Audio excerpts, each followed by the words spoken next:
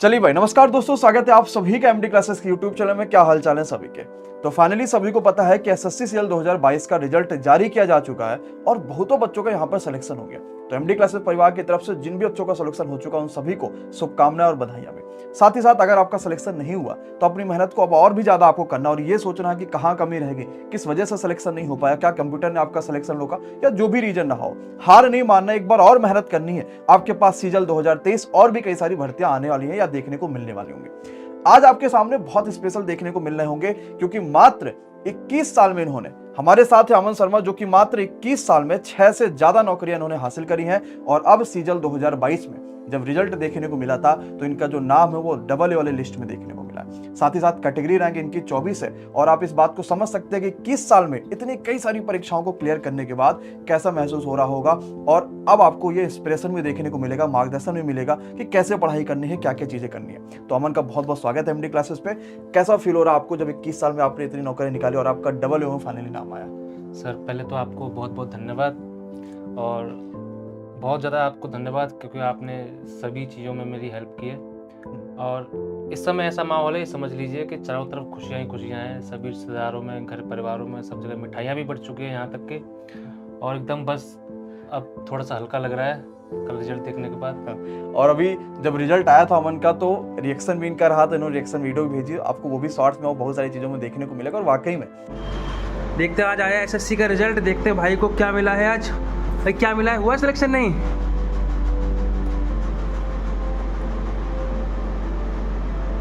हुआ है क्या? मिल गया। क्या मिला है? Double A. बहुत बढ़िया यार, बहुत कॉन्ग्रेचुलेसन। जब रिजल्ट आता और ये लगता है यार ये एसएससी सीजीएल की नौकरी जो मैं चाह रहा था या जो मैं इस चीज़ को सोचा था वो हो चुका, तो बड़ा अच्छा फील होगा और आप सभी के जीवन में वो दिन आएंगे। और देखो, एक चीज़ को हमेशा ध्यान रखना, ये बात हमेशा कही जाती है कि होता क्या है कि हम जब तैयारी नहीं करते तो बड़ा अच्छा लगता है कि दोस्त चलो तैयारी कर रहा है, हम नहीं कर रहे, हम दूसरा कोई एग्जाम निकालेंगे। दुख उस दिन होता है जिस दिन जब दोस्तों के पोस्ट आपके पढ़ने लगेंगे ना फेसबुक पे, इंस्टाग्राम पे कि सिलेक्टेड है जितना ये, तब उस दिन आपको दुख होगा। आप सोचोगे कि आपने पढ़ाई क्यों नहीं करी थी। और सीजीएल 2022 जो बहुत बढ़िया मौका था और अगर नहीं भी हुआ तो कोई परेशानी की बात नहीं, अभी 23 में भी आपके पास बढ़िया मौके देखने को मिलेंगे। तो अमन से जानेंगे उनकी स्कूलिंग शिक्षा कि आपने, जैसे अमन से बात हुई और ऑलरेडी बात होती रही, तो ये यूपी बोर्ड से पढ़े हुए हैं। यूपी बोर्ड के बच्चों को लिए सबसे बड़ी परेशानी होती है इंग्लिश। उन्हें दो चीजें आती है इंग्लिश में, या तो डायरेक्ट नेट या तो एक्टिव पैसिव। इसमें बहुत खुश होते हैं कि भाई हैश का ये कर दिया वो कर दिया, इसमें बड़ा अच्छा लगता है। लेकिन सीजीएल में तो इतने से काम चलने नहीं वाला है, तो इंग्लिश को कैसे मजबूत किया? सबसे पहले इंग्लिश की बात करेंगे। सर, बेसिकली मैं तो एक तो गांव से बिलोंग करता हूं, तो हम लोगों ने जो है बचपन में प्राइमरी स्कूल में पढ़े, उसके बाद में फिर सरकारी स्कूलों में पढ़े, तो हम लोगों को कभी ऐसा मौका ही नहीं मिला कि हम कभी इंग्लिश को इतना अच्छे से जान पाए, उसको पढ़ सकें। फिर हमने क्या किया, जब हम 12th में थे, 12th का हमने पेपर दिया, मेरा बैकग्राउंड जो कॉमर्स रहा है, मैंने फिर बीकॉम किया। फिर मैंने बीकॉम के साथ साथ जो है मैंने सीजीएल की तैयारी करना स्टार्ट की क्योंकि उस समय यही एक ऐसी परीक्षा थी जिसके लिए हम एलिजिबल थे और जिसको हम कम्पीट भी कर सकते थे। तो हमने किया, एक तो मेरे पास मैथ नहीं था तो मैथ भी मुझे स्ट्रॉन्ग करना था, ऊपर से मेरी इंग्लिश भी ऐसी थी तो इंग्लिश भी मुझे अच्छी करनी थी। तो इंग्लिश के, जैसे इंग्लिश में दो चीजें हैं, एक तो भाई वोकैब है, फिर उसके बाद आदमी को कंप्लीट ग्रामर भी पढ़ना है, प्रैक्टिस भी करनी है। और हम ऑलरेडी यूपी बोर्ड से, तो हमें तो पूरा एकदम शुरुआत करना पड़ेगा। तो आपने शुरुआत कैसे की इंग्लिश की? प्रैक्टिस के लिए क्या क्या चीजें फॉलो करी, कैसे कैसे हुआ इंग्लिश? सर, सबसे पहले तो मैंने ग्रामर पढ़ी। ग्रामर में मैंने ये देखा कि आखिरकार एग्जाम में पूछा क्या जाता है, क्योंकि मैं यूपी बोर्ड से था तो थोड़ा बहुत मुझे ग्रामर आता भी था, क्योंकि आपने जैसे बताया एक्टिव पैसिव डायरेक्ट इनडायरेक्ट, तो वो तो सबको आता ही है। फिर मैंने और भी चीज़ें देखी कि क्या क्या हो सकता है, लेकिन सबसे जो उसमें मेरे लिए टफ जो था, जो मुझे करना था, वो मेरी कॉम्प्रिहेंसिव पार्ट था। उसके लिए मुझे अपनी रीडिंग स्किल, जो कि आप जैसे सीबीएसई से हैं, आईसीएसई से हैं, तो आप बचपन से पढ़ते हैं इंग्लिश में, पढ़े थोड़ा सा समझ जाते कि यार यहाँ गलती होगी, वो समझ जाते हैं इस चीज तो। लेकिन हम लोगों को ये नहीं पता होता। हम लोगों को एक मीनिंग ढूंढने के लिए, मुझे मान लीजिए, मुझे आउटकम का मतलब ढूंढने के लिए गूगल का सहारा लेना पड़ता था। ऐसी मेरी इंग्लिश थी। तो फिर मैंने देखा इधर उधर, मैंने लोगों से पूछा तो उन्होंने कहा न्यूज़पेपर पढ़ो। फिर मैं न्यूज़पेपर पढ़ा, लगातार डेली न्यूज़पेपर पढ़ता रहा। और वोकैबुलरी के लिए सबसे बढ़िया बात कि जो ब्लैक बुक है उसने मुझे बहुत ज़्यादा सहारा दिया है। और मैंने कहीं से वोकैबुलरी पढ़ी नहीं, क्योंकि आप देखेंगे तो कई सारी ऐसी किताबें हैं जिनमें बहुत सारी वोकैबुलरी है, लेकिन हम लोग इतना याद नहीं रख पाते। बेसिकली है क्योंकि पढ़ना भी है, फिर उसे रिवाइज भी करना है। रिवाइज लोग नहीं कर पाते, पढ़ते जाते हैं। तो और वोकैब के लिए अच्छा कंपाइलेशन भी है, बहुत सारे बच्चों ने रिकमेंड भी किया ब्लैक बुक को, अच्छी बुक है ये। तो अमन जो है वो 21 साल में आपने जैसे सुना कि 6 से ज्यादा एग्जाम को क्वालिफाई कर चुके हैं। अमन से ये बात जानेंगे कि 2021 का इन्होंने परीक्षा दिया था कि नहीं दिया था, या फिर इन्होंने इससे पहले कितने परीक्षाओं को जो है वो क्वालिफाई करा हुआ है? जी, मैंने 2021 का जो मेरा था वो पहला अटेम्प्ट था सीजीएल का। अच्छा। तो उसमें मैं डबल के लिए उसमें भी क्वालिफाई हुआ था, प्री मेरिट में मैं देना मतलब दे सकता था डबल का। तो मैंने प्री तो दे दिया था अच्छे से, लेकिन जब मेंस देने जा रहा था तो मेरा इधर स्टेशन मास्टर का एनटीपीसी का हाँ, साइको रेलवे की था। परीक्षा। हाँ। उसी समय साइको भी था, तो मैं साइको की भी तैयारी, क्योंकि वो जो मेरा स्टेशन मास्टर का लास्ट स्टेज था और सीजीएल का वो सेकंड था, फिर उसको मैं डिस्क्रिप्शन था, फिर उसके बाद में टाइपिंग थी, फिर डीवी, उसमें कई सारे स्टेजेस थे। तो इसलिए फिर मुझे जाना पड़ा नोएडा, फिर उसके बाद में डीवी के लिए जाना पड़ा मुझे अहमदाबाद। तो उस चक्कर में मेरी मेंस की जो पढ़ाई थी वो थोड़ी डिस्टर्ब हो गई। हाँ। तो फिर मैंने उसको इतना मैं स्कोर अच्छा नहीं कर पाया, फिर मैं उसको डीवी छोड़ दी मैंने सीजीएल की पिछली, क्योंकि मिलता भी तो मुझे टीए ही मिलता है, इसलिए मैंने वो स्किप कर दिया। और आप अमन एमडी क्लासेस से कब से जुड़े, या एमडी क्लासेस के बारे में आपने कैसे जाना, कैसे हुआ? जी, एमडी क्लासेस से मैं जानता तो बहुत पहले से था, लेकिन जो मैं अच्छे से जुड़ा वो मैं जब मैं रेलवे की तैयारी कर रहा था एनटीपीसी की, तब मैं यहाँ से साइंस के जो है, क्योंकि मेरा बैकग्राउंड कॉमर्स था, मुझे साइंस बिल्कुल नहीं आती थी, तो साइंस के लिए देखता था और डेली जो अपडेट्स आते रहते हैं कि किसका कितना कट ऑफ रहेगा या किसका रिजल्ट आने वाला है, किसकी आंसर की आ गई, तो ये सारी चीज़ें मैं अपडेट रहता था। फिर मैंने स्टेशन मास्टर के लिए जो है साइको के लिए मुझे कहीं से बेस्ट मिल नहीं रहा था, तो मैंने एमडी क्लासेस से थोड़ा सा हेल्प लिया और फिर मॉक देता रहा उसके लिए। तो फाइनली अब कई सारे एग्जाम इन्होंने निकाले। इससे पहले जैसे इन्होंने सीएचएसएल भी जो था, और बड़ा अच्छा रहा कि इन्होंने सीएचएसएल का डीवी छोड़ा, क्योंकि इन्हें पता था कि फाइनली इसमें सिलेक्शन हो रहा है, और जो यही सबसे रिकमेंड करा जाता है कि भाई आप सीएचएसएल में अगर सीजीएल में हो जा रहे हैं, आपको लग रहा है कि आपका हो गया, तो आप सीएचएसएल की डीवी को छोड़िए, ताकि उन बच्चों को मौका मिल पाए जो वाकई में जिनको उनकी ज्यादा जरूरत है। जो दोस्तों, आप सभी को पता है कि अमन को जो है वो डबल की पोस्ट मिली हुई है। ये बात जानेंगे कि जब पोस्ट प्रेफरेंस का भी बीच में कुछ ही दिन पहले आपको मिला था, तो बड़ा हड़कंप समझ आता। ये समझ में नहीं आ रहा था कि कौन सा पोस्ट प्रेफरेंस भरे, क्योंकि बहुत सारे बच्चे सीजीएल 2022 में नए थे। तो अब आपसे अमन से ये जानेंगे कि इन्होंने क्या डबल इनकी पहली प्रेफरेंस थी, या सोचा भी नहीं था कि डबल मिल जाएगा, या ऐसे नॉर्मली उन्होंने प्रेफरेंस भर दिया था? नहीं जी, मेरे पहली प्रेफरेंस डबल ही थी, क्योंकि मेरा जो इसका सेकंड पेपर होता है फाइनेंशियल वाला, तो वो मेरा अच्छा पेपर गया था, उसमें मेरे 160 नंबर थे। तो मुझे अच्छा, अगर मैं चाहता था कि मुझे अच्छी रैंक मिले, तो मैंने डबल इसलिए किया था क्योंकि मुझे इसमें अच्छी एक रैंक मिले और मुझे अपना एक लोकेशन जहाँ मैं चाहता हूँ वहाँ थोड़ा मिल और पाए। यही समझदारी भी है कि पोस्ट प्रेफरेंस में आप वही पोस्ट पढ़िए जिसपे आप भरिए जिसमें आपको लग रहा है कि भाई ये मेरा पहला हो सकता है। और बहुत सारे बच्चे, जैसे इन्होंने बताया कि इनके किसी एक दोस्त ने, उन्होंने पोस्ट प्रेफरेंस को गलत भरा, इस वजह से भी उनको पोस्ट जो मनचाहा नहीं मिल पाई, और ये मैक्सिमम होता है। और आपको इसलिए लगातार वीडियो जो बनाई जा रही थी कि इतने से इतने नंबर है या आपको ये करना, तो इस हिसाब से पोस्ट को आप भरिएगा। तो आपने ये देखा अभी इस वीडियो में कि अमन मात्र 21 साल के हैं और इन्होंने एसएससी की पोस्ट को जो है फाइनल पा लिया है। लेकिन होता क्या है कि जब हम 20, 21, 22 साल में होते तो हमें बहुत सारे बच्चों को पहले तो पता ही नहीं था कि एसएससी भी होता है, एसएससी क्या होता है क्या नहीं होता। इन्होंने एसएससी को क्यों चूज किया और एसएससी में आप कैसे आ गए, कैसे एसएससी के बारे में आप सुने? सर बेसिकली तो ये था कि मैं गांव से बिलोंग करता हूँ, तो हाई स्कूल तक तो मैं पढ़ने में एकदम बेकार ही था। 12th में जब मैंने, क्योंकि हाई स्कूल तक मेरे पास मैथ था, मैथ मेरी कमज़ोर थी और इंग्लिश भी कमज़ोर थी, फिर मैंने जो है अकाउंट्स लिया। अकाउंट्स लेने के बाद मेरा इंटरेस्ट आया पढ़ने में, फिर मैंने सोचा कि लाओ सीए करते हैं, लेकिन घर की थोड़ी फाइनेंशियल कंडीशन अच्छी नहीं थी, इसीलिए मैं सोचता था कि मैं क्या कर सकता हूँ जो मैं अपने ऐसा आने वाले फ्यूचर को और अच्छा बना सकूँ, अपना नहीं पूरे परिवार का सही कर सकूँ। तो यही एक ऐसा चीज़ थी जिसको मैं अपने लेवल पर बेहतरीन तरीके से कर सकता था। बाकी सारी भी एग्ज़ाम थे वो मैंने किए थे, लेकिन उसमें थोड़ा सा मुझे अपना अंदर का सेटिस्फेक्शन ही महसूस होता था कि इसमें मैं कुछ कर सकता हूँ। बिल्कुल, और यही होना भी चाहिए। जैसे कि मान लीजिए कि अगर आपको पता है कि भाई आपको किस दिशा में जाना है और आप उसी दिशा में अगर मेहनत करेंगे तो सफल जरूर हो जाएंगे, लेकिन आपको ये बात पता है कि नहीं मैं वो चीज़ें नहीं कर सकता, लेकिन फिर भी आप उसी चीज़ में लगे रहेंगे। जब अंदर से पूरा फुल मोटिवेशन आपको किसी चीज़ के लिए मिलेगा तभी आप उन चीज़ों को कर पाएंगे, और यही अमन के साथ भी हुआ। लग गए एक साथ कि भाई सीजीएल में इस बार नौकरी लेनी है, और कई सारी गवर्नमेंट की परीक्षाएं भी इन्होंने दी जिसमें इनका कहीं फाइनल मेरिट हुआ या इन्होंने उसकी डीवी छोड़ दी, सिर्फ इस वजह से क्योंकि कुछ ना कुछ इनको पूरी तरीके से कंफर्म था। सिलेक्शन जो है वो सीपीओ में भी हो चुका है, और सीपीओ में भी आपका फाइनल मेरिट में नाम आ चुका है जी सर। और बहुत सारे ऐसी परीक्षाएं जो अमन ने क्वालिफाई करा, आपको बड़ा अच्छा जानने को मिलेगा। अब जैसे ये बात करते हैं कि 2021 तक का सीजीएल कुछ दूसरी तरीके से था। प्री में सिर्फ मैथ और इंग्लिश मेरे पास आती थी। अब 2022 में पैटर्न एसएससी ने पूरी तरीके से सीजीएल का चेंज कर दिया। तो पैटर्न चेंज होने के बाद अब मेंस में भी आपको रीजनिंग और जीके जैस मिल गया था। तो क्या पढ़ाई में हमने कुछ चेंजेस करी कि नहीं करी? क्या उसी पैटर्न जिसपे हम पुराना पढ़ाई कर रहे थे वो करें, या नए जितने बच्चे जो 23 के लिए यहाँ पर होंगे उनके लिए क्या सजेशन होगा? सर पहली बात तो ये है कि अगर आप एसएससी की तैयारी करना चाहते हैं, अगर आपको लगता है, अंदर से महसूस होता है कि हाँ मैं कर सकता हूँ, तो आप प्री की कभी भी तैयारी मत कीजिए, क्योंकि प्री बहुत लोगों का निकल जाता है। पहले हम लोग जब छोटे थे तो देखते थे कि भैया उन्होंने मेंस लिखा है, उन्होंने मेंस दिया है, हाँ। तो बहुत ही बड़ा उनका नाम होता था। हमने कहा भाई बहुत बड़ी बात है, मेंस दे दिया। फिर हमको पता लगा कि जब मैंने पहली बार खुद एसएससी दिया था तो मेरे 163 नंबर थे।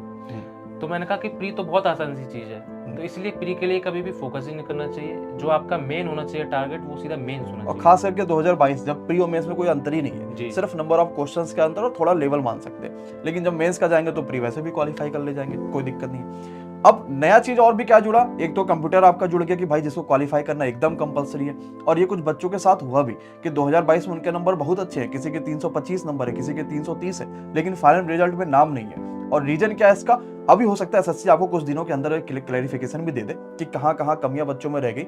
जैसा दिक्कत सबसे बड़ी आई कि भाई उनके कंप्यूटर में नंबर नहीं है, अभी मार्क्स भी आपके आ ही जाएंगे, उनके हो सकता है कंप्यूटर में नंबर नहीं आए, या हो सकता है और भी कई सारी चीजें नहीं हुई, उनका टाइपिंग नहीं हो पाया।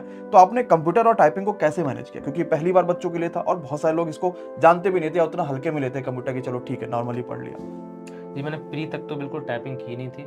अच्छा। मैंने लगभग 35 से 40 दिन पहले ही इसकी टाइपिंग स्टार्ट की थी। तो मैं डेली शाम को आधा घंटे टाइपिंग करता था और सुबह 15 मिनट कर लेता था। तो लेकिन मैं डेली करता था, कभी ऐसा नहीं हुआ कि मैंने किसी दिन टाइपिंग छोड़ दी। तो टाइपिंग का तो मेरा ऐसा हो गया। और दूसरी बात रही कंप्यूटर की, तो कंप्यूटर की मैंने एक ई बुक खरीद ली थी, 100 रुपये की कहीं से मिली थी मुझे, मैंने वो पढ़ी। और लगभग मेरे 48 नंबर हैं कंप्यूटर में इसलिए। और कंप्यूटर एक बहुत ही बड़ा फैक्टर है जिसको लोग हल्के में ले गए थे इस बार, जिसकी वजह से मेरे खुद के ऐसे दोस्त हैं जो कंप्यूटर की वजह से, जिनको एक्साइज और इनकम टैक्स मिल सकता था, लेकिन वो उससे छोटी पोस्ट में जिसमें कंप्यूटर नहीं है, सीपीटी नहीं है अलावा, उसमें वो अब उनको मिला है। और बच्चे इसको हल्के में भी ले रहे थे, जबकि ये बात सबको पता था कि कंप्यूटर से क्वेश्चन आएंगे। और इसी वजह से परीक्षा से पहले एमडी क्लासेस पे भी आपको कई सारी मैराथन दी गई कि सिर्फ आप कंप्यूटर पढ़िए। और 23 वाले बच्चों के लिए भी यही होगा कि सबसे पहले 22 के जितने भी क्वेश्चन कंप्यूटर में आए रहेंगे वो सब कुछ आपको सॉल्व करा देंगे, ताकि आप ये तो समझ पाइए कि सीजल में क्या 22 में पूछा गया, 23 में क्या आएगा। और यही सिलेक्शन का मेन एक लक्ष्य भी होता है। जैसे अमन भी आप देखेंगे तो उन्होंने प्रीवियस ईयर पे ज्यादा फोकस किया, और सीजन में देखा जाए तो यही होता है कि जी बच्चा अगर प्रीवियस ईयर में पूरी मेहनत करेगा तो सीजन ही क्या, कोई भी परीक्षा ये होती है, आप पैटर्न तो पहले समझिए कि भाई परीक्षा में क्या चीज आएगी क्या नहीं आएगी, इसके बाद आराम से आप उन चीजों को क्वालिफाई कर सकते हैं। चलिए भाई, तो आप सभी को पता है कि जब भी आप इंटरव्यू देखते हैं सिलेक्टेड लोगों का, तो मन में बड़ी अच्छी ये आपके पास क्वेरी जो आती है वो ये होती है कि सर इंग्लिश में क्या पढ़े, मैथ्स में कहाँ से पढ़े, क्या पढ़े, रीजनिंग कहाँ से पढ़े, या प्रैक्टिस कितनी करें, या जीके जिसमें कहाँ से क्या क्या पढ़े। इंग्लिश आपने देख लिया कि इंग्लिश में आपको कहाँ से पढ़ना, वोकैब कहाँ से पढ़ना है, प्रैक्टिस कैसे करनी है। अब हम लोग बात करेंगे मैथ्स की, कि मैथ्स को आपने कैसे तैयार किया, या आपकी स्ट्रांग मैथ पहले से ही थी, किस प्रकार से आपने मैथ की तैयारी करी। जी, मैथ की जब मैं 2019 में मैथ के जब एक आया था उसमें कई सारे ऐसे क्वेश्चन थे मैथ के जो बहुत ही ज़्यादा इररिलेवेंट थे। तो लोग क्या कर रहे थे कि मैथ अलग अलग जगह से नए नए क्वेश्चन और टफ से टफ पढ़ रहे थे। हाँ। लेकिन पिछले हमने 2-3 सालों में देखा है कि एसएससी ने बहुत ही आसान मैथ कर दिया है, केवल वो थोड़ा सा कैलकुलेटिव जरूर करते हैं। कैलकुलेटिव हो गया, पॉइंट्स में आने तो लगी चीज़। हाँ, तो ये चीज़ हमें समझनी चाहिए कि हमको जगह जगह से मैथ नहीं पढ़ना है, केवल प्रीवियस ईयर और आपकी कैलकुलेशन बहुत अच्छी होनी चाहिए, क्योंकि आप प्री में भी देखेंगे कि समय कम पड़ जाता है। और मेंस में तो 60 मिनट में 60 क्वेश्चन है मैथ के और रीजनिंग के, जहाँ प्री में ही लोग आधा घंटा केवल मैथ को ही देते हैं 25 क्वेश्चन के लिए, और मेंस में 60 मिनट में 60 क्वेश्चन बहुत बड़ी बात है।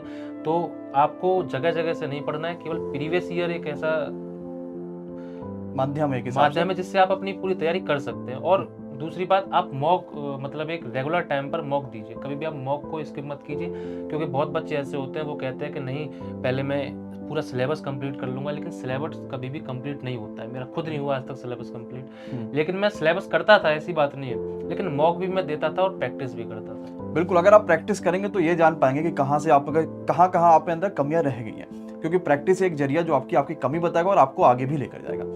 तो मैथ्स में आप प्रीवियस ईयर पे ज्यादा फोकस करिए, कंप्लीट एक बार पहले चैप्टर्स को पढ़ लीजिए कि कहाँ चैप्टर में क्या क्या कंसेप्ट लगते हैं, और फिर प्रीवियस ईयर पे लग जाइए पूरी तरीके से। और इसी वजह से आपके पास प्रीवियस ईयर की सीरीज भी बहुत सारी देखने को मिलती रहती है। अब बात करेंगे हम यहाँ पर रीजनिंग की, कि रीजनिंग का क्या रहा माल, क्योंकि इस बार जो आपके पास रीजनिंग में मेंस में भी आ रहा होगा, और मेंस में थोड़ा सा होता है कि स्टेटमेंट वाले भी क्वेश्चन देखने को मिले थे। रीजनिंग आपने कैसे करी? रीजनिंग देखिए, प्री में तो बहुत ही आसान रीजनिंग आती है मैं कहूँगा, क्योंकि मेरा प्री में भी 50 में से 50 रीजनिंग, 50 में से 50 मैथ का स्कोर था। रीजनिंग लेकिन मेंस के लिए आपको पढ़ने की ज़रूरत है। क्यों? क्योंकि बाकी सारी चीज़ें तो सेम है प्रीवियस जैसी, लेकिन कुछ क्वेश्चंस ऐसे थे जिसके कई सारे लोगों ने, मैक्सिमम लोगों ने वो गलत किए। और वो क्वेश्चन जहाँ तक है स्टेटमेंट वाले थे, जो क्वेश्चन और असर्शन वाले क्वेश्चन थे जो ज़्यादातर लोगों के गलत हुए, तो वहाँ पर ज़्यादा ध्यान देने की ज़रूरत है। और रीजनिंग में एक दूसरी बात, स्पीड आपकी होनी चाहिए, स्पीड। आप क्वेश्चन को जल्दी से कम पढ़ पाइए, क्योंकि ये बात सही है कि मेंस में 60 मिनट में आपको 30 क्वेश्चन मैथ और 30 क्वेश्चन रीजनिंग करने हैं। अगर आप वही समय मैनेज नहीं कर पाएंगे, क्योंकि यही स्कोरिंग भी है, आप ये सोचोगे कि मैं जीके में स्कोर कर लूंगा, तो कोई भरोसा नहीं है कि आप जीके में कर भी पाएंगे कि नहीं कर पाएंगे। लेकिन आप मैथ्स और रीजनिंग में तो 100% कंफर्म हो पाते हैं कि ये आंसर आया तो यही सही होने वाला। रीजनिंग में कभी कभार एक आध क्वेश्चन में हो जाता है कि हमने कुछ और सोचा और एग्जाम ने कुछ और के हिसाब से जवाब दे दिया, वो कभी कभार होते हैं। अब बात करेंगे सबसे बड़ा और जिसका सबसे ब्रॉड सिलेबस है, वो है जीके जीएस। प्री में भी क्वेश्चन आएगा, इस बार से सीजल 2022 से मेंस में भी क्वेश्चन ऐड हो गए थे। इसको कैसे कवर किया जाए, क्योंकि यहाँ नेगेटिव बहुत ज्यादा नंबर होते हैं बच्चों के। जीके जैसा आपने कैसे मजबूत करिए? अब तक तो ये था कि अब आप सब लोगों को पता है कि पूरा सिलेबस ही इन्होंने मतलब पैटर्न ही चेंज कर दिया है। तो पहले क्या होता था कि प्री में आप जीएस को नहीं इतना इंपॉर्टेंस देते थे, केवल कट ऑफ क्वालिफाई करनी है मेंस में, लेकिन अब ऐसा कुछ नहीं है। अब आपको जीके पर ध्यान देना पड़ेगा, क्योंकि जीके ही एक ऐसा फैक्टर है, क्योंकि आप देखेंगे कि इस साल कई सारे क्वेश्चन हैं जो साइंस से आए हुए हैं। मेरा खुद ऐसे मैंने बहुत सारे ऐसे क्वेश्चन थे जो छोड़ दिए थे क्योंकि मेरा साइंस बैकग्राउंड नहीं था। तो जीएस ने इस साल बहुत ही ज़्यादा अपना रोल दिखाया है और आप सभी को जीके अच्छी करनी पड़ेगी। आप जीके को स्किप नहीं कर सकते, मेन बात ये है। आपको सारी चीज़ें पढ़नी है, भले ही आप इंपॉर्टेंट पढ़ लिए, डीपली मत जाइए, लेकिन आपको कवर सब कुछ करके जाना है। क्योंकि आप सवाल में जब आपके सामने पेपर आए तो आप ये ना सोचें कि ये मैंने नहीं पढ़ा था। बिल्कुल। तो ये रहा आपके पास हर सब्जेक्ट का कंप्लीट कि आप कहां से कर सकते हैं। मेन आपको मोटो बस ये समझना कि प्रीवियस ईयर पे जितना फोकस करेंगे उतना आपके लिए बेहतर रहेगा। सिलेबस को पहले कवर करने की कोशिश करिए कि वो मेन चैप्टर जरूर कवर करिए जो परीक्षा में ज्यादा से ज्यादा पूछे जाते हैं। फिर प्रीवियस ईयर को क्वेश्चन कर लीजिए, जिससे आपको थोड़ा और नॉलेज हो पाएगा कि कहां से क्या आता है क्या नहीं आता, और मॉक पे ज्यादा से ज्यादा फोकस करिए। अब जितना बच्चा 2023 की तैयारी करना चाहता है उनके लिए आप क्या गाइडेंस देना चाहेंगे कि 2023 में जो बच्चा तैयारी कर रहा है वो क्या क्या चीजें जरूर फोकस करें? ये देखिए, जिन्होंने 2022 का पेपर दिया उनको तो पता ही होगा, लेकिन जिन्होंने नहीं दिया है आप एक बार लेकिन पेपर देखिए खुद से। आप ये खुद से ये एनालाइज करिए कि मुझे कहाँ से पढ़ना है, क्योंकि ऐसे तो बहुत सारे लोग होते हैं जो बताते हैं और कुछ लोग अलग अलग चीज़ें भी बताते हैं। तो लेकिन आपको खुद को जानना है कि मुझे कहाँ से पढ़ना चाहिए।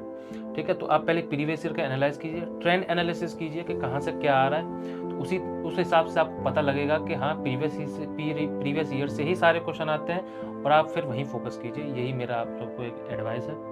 तो ये रही थी आपके पास इंटरव्यू की एक श्रृंखला। 2022 में सिलेक्शन हुआ अमन का AA की पोस्ट पे। इसी तरीके से आपको और भी कई सारे इंटरव्यू देखने को मिलेंगे, और कोशिश करते रहेंगे कि एमडी क्लासेस परिवार आपको हमेशा ऐसे ही मोटिवेट करते रहे, आपको कई सारे ऐसे सिलेक्टेड लोगों से मिलाए जो आपको इस तरीके से मार्गदर्शन दे पाए, ताकि आप भी यहाँ पे अच्छे से अच्छे नंबर लाके सिलेक्शन ले पाइए। तो मिलेंगे इसी तरीके से अपने अगली वीडियो में, तब तक के लिए बहुत बहुत शुक्रिया, धन्यवाद, thank you so much, all the best.